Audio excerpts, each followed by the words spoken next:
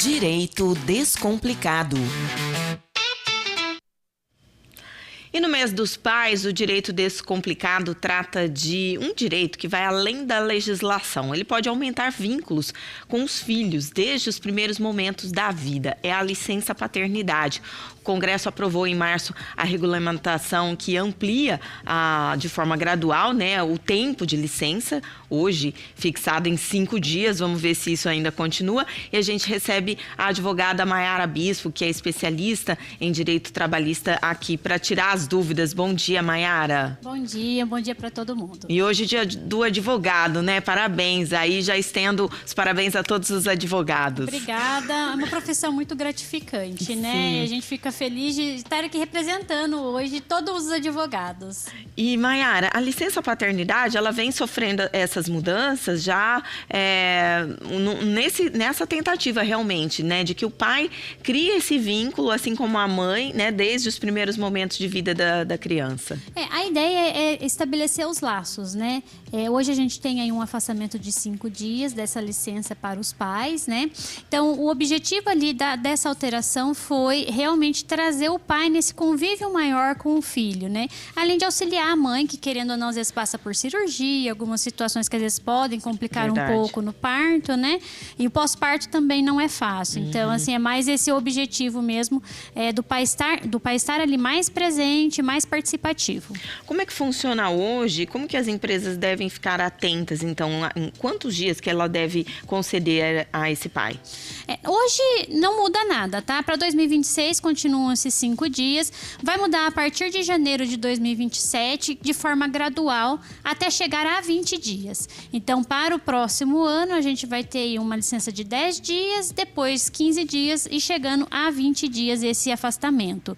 Esse afastamento hoje, se eventualmente, né, uma empresa for uma empresa cidadã, que ela faz aquele cadastro na Receita, às vezes ela tem uma isenção ali de tributação, dependendo do regime que ela está, esse pai até pode tirar 20 dias hoje, mas a empresa precisa estar nesse projeto de empresa cidadã. Aí são aquelas empresas que têm que ter esse cadastro na Receita, então. Isso, são empresas que são cadastradas para isso, que inclusive, por exemplo, a licença maternidade são 120 dias. Se for dentro desse projeto da empresa cidadã, passa a 180. E para o pai também é a mesma situação. Então, hoje, a legislação fala em 5 dias e nós temos a questão de 20 para a empresa cidadã. Esse benefício, ele vale também para aqueles pais que têm filhos adotivos ou para aquelas famílias homoafetivas também? Com certeza. Toda forma de família é abrangida nessa licença. Então, assim, tanto para pai quanto para mãe, né? Então, se for, por exemplo, uma família homoafetiva, se for uma família monoparental, que a gente fala que só tem ou o pai ou só tem a mãe, né? Vamos dizer assim, eventualmente a mãe falece no parto, fica só o pai, ele tem esse direito, inclusive com extensão equiparada à licença maternidade, né? Porque daí ele fica com essa criança. Então, existe esse direito, inclusive para adoção. É importante a gente trazer essa questão da adoção, porque é filho. Né? Sim. E o objetivo de se ter essa licença maternidade, quando se equiparou, né, o filho adotivo, é realmente trazer nesses dias essa criança para perto. Ele ter o convívio maior com a família, entender rotina, né? Porque muda muito a vida dessa criança adotada. Se você quiser mandar sua perguntinha, pode mandar. Já tô com uma aqui no meu ouvido. Se o filho nasce durante as férias do pai? Na verdade, assim, essa pergunta é boa. Porque, assim, se nasce durante as férias, hoje a gente não tem nenhuma regulamentação na lei sobre isso, né? Eventualmente, nasceu durante as férias, hoje a gente tem essa questão de vai manter as férias, não teria direito a essa licença paternidade, porque já estaria em afastamento por conta das férias, né? Então, hoje a gente tem isso. Vamos verificar se vai vir alguma alteração,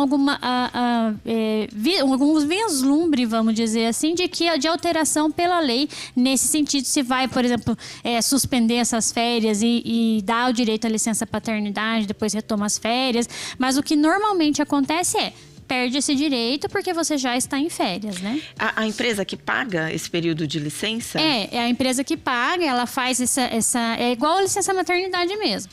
Ela faz essa informação ao INSS sobre essa licença e depois tem essa restituição. E no caso principalmente as pequenas empresas, que às vezes só tem aquele funcionário naquela função, tem que ter um planejamento, como que ela deve se preparar, então, para o afastamento desse pai? Na verdade, é assim, hoje, como a gente já tem esses 5 dias, então já entra na rotina, né? Já é pelo menos pro pessoal ou da contabilidade que faz a folha ou do próprio RH já entrar nessa rotina. Eventualmente, quando for aumentar isso, por exemplo, o ano que vem, que nós vamos ter 10 dias, a empresa já tem que ir se adequando, pensando, às vezes, em contratar uma pessoa para substituir, um freelance, dependendo da situação, ou pegar um próprio funcionário ali e colocar para cobrir vamos dizer, esse buraco que fica durante esse período, claro, pagando ali a diferença salarial, né? Então, vai ter que se adequar. É igual a quando a mulher sai também, né, na licença maternidade, tem que adequar ali o setor com uma nova pessoa. E o pai ou o futuro pai, ele tem que fazer um comunicado com antecedência determinada, porque às vezes a mãe vai fazer parto normal, não sabe exatamente a data do parto. Como que o trabalhador, nesse caso, tem que se portar? O trabalhador, ele vai comunicar a gestação, né, da esposa e próximo ali é importante ele informar o RH a estimativa. Então, olha, fui no médico hoje e cesárea vai ser marcada para dia 30, por exemplo, né? Já deixar antecipado até para que a empresa possa também se organizar. E não só isso, né? Aqui a empresa também possa deixar já organizado documentação, já pedir para ele, olha, então quando nascer você já me traz a certidão de nascimento para a gente já dar entrada na licença. Então, assim, existe também essa obrigação do pai funcionário ali, empregado, em trazer essa documentação e demonstrar para a empresa assim, olha, nasceu, olha, antecipou, né? Para que a empresa também possa ali fazer com que esse direito seja preservado para ele. E dá para negociar prazos maiores entre sindicatos ou direto com a própria empresa, não sei, até porque tem algumas gestações que a gente sabe que já são de risco, né? Que o médico já fala. Então vai ter que ter todo aquele cuidado e como você falou, às vezes a mãe fica ali na UTI, a criança fica na UTI neonatal e daí o pai consegue um prazo maior, mesmo ainda não estando valendo esse prazo maior.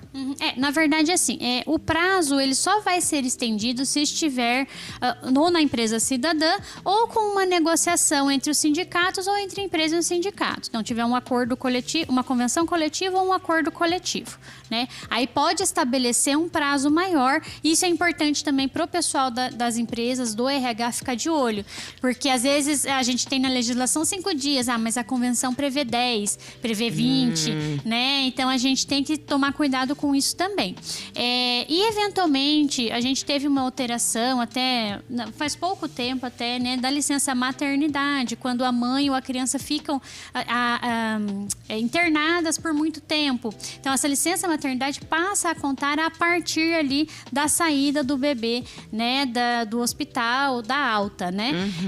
Para a licença paternidade vai ser a mesma situação, né? Vai se contar ali, óbvio que observando se não saiu antes, alguma situação nesse sentido. Porque o benefício, ele tem ali o período certo. Então, a partir do momento que você vai contar, a partir do momento... Isso é importante também para o pessoal do RH, né?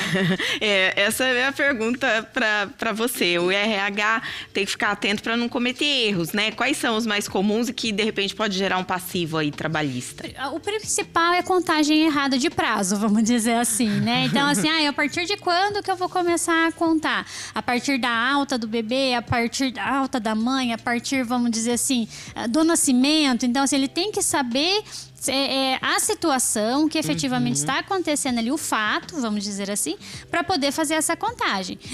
No caso das mães, por exemplo, existe também a questão da estabilidade, né? Que no caso hoje dos pais não tem. Então a mãe, ela tem essa estabilidade, né? Gestacional, então tem que tomar cuidado com isso também, porque às vezes, ganhou o bebê, a empresa quer rescindir o contrato, mas rescindir antes, tem direito à estabilidade, né? No caso da mãe. E o pai não tem. O pai não tem.